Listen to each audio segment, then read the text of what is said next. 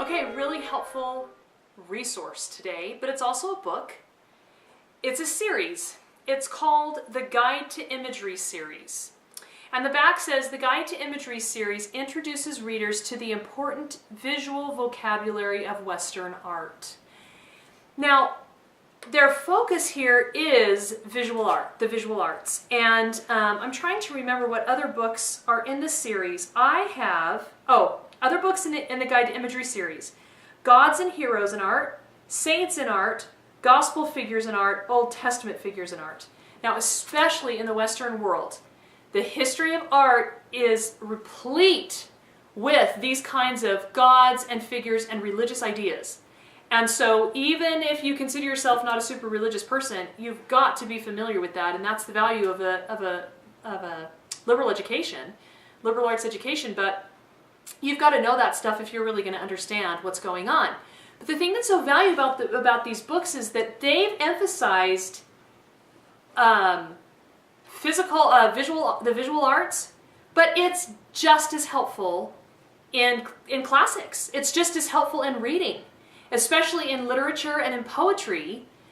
Those are also just full of all kinds of symbols, and all of the books in this series would be incredibly helpful to you in understanding the symbols that you're supposed to be looking for. It is the kind of book that you don't read, you just use it as a reference. So you're reading along in one of your Shakespeare's or one of your, older, maybe you're reading one of the older classics, or even into 20th century literature, we're using the same kinds of symbols, and we're making the same kinds of references to older, greater works, because the greatest authors still are the best read individuals. And of course, it's going to help you immensely as you study art.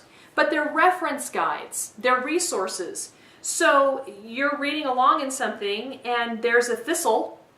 So you look up in here, thistle, and it's got this beautiful artwork, and it's got explanations of what thistles can mean, and when they're used in the pictures and why they're important.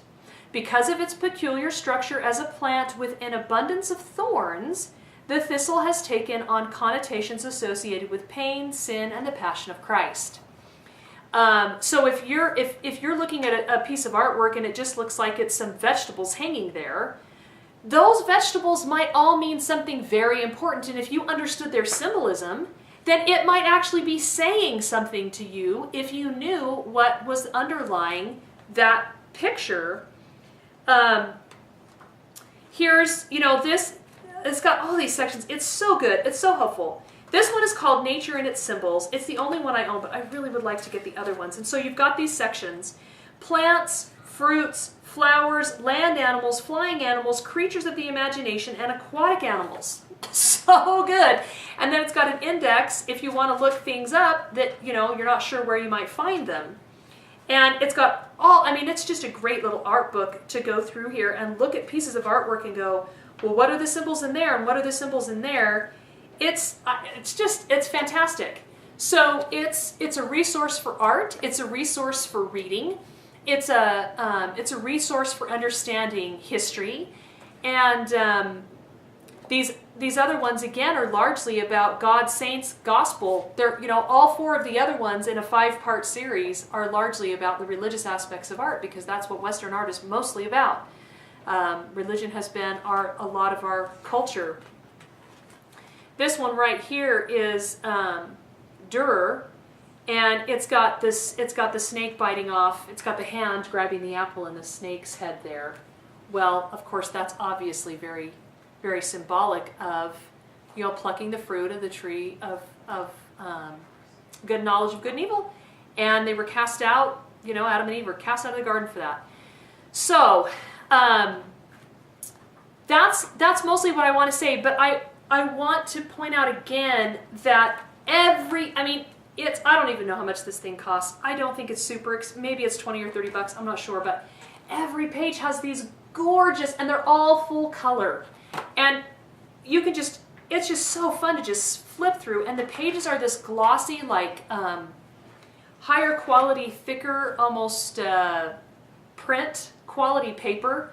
so that it's like a piece of artwork itself, the way that they've printed it off. And you will become very familiar with the history of Western art if you grab a hold of these and just look through the artwork.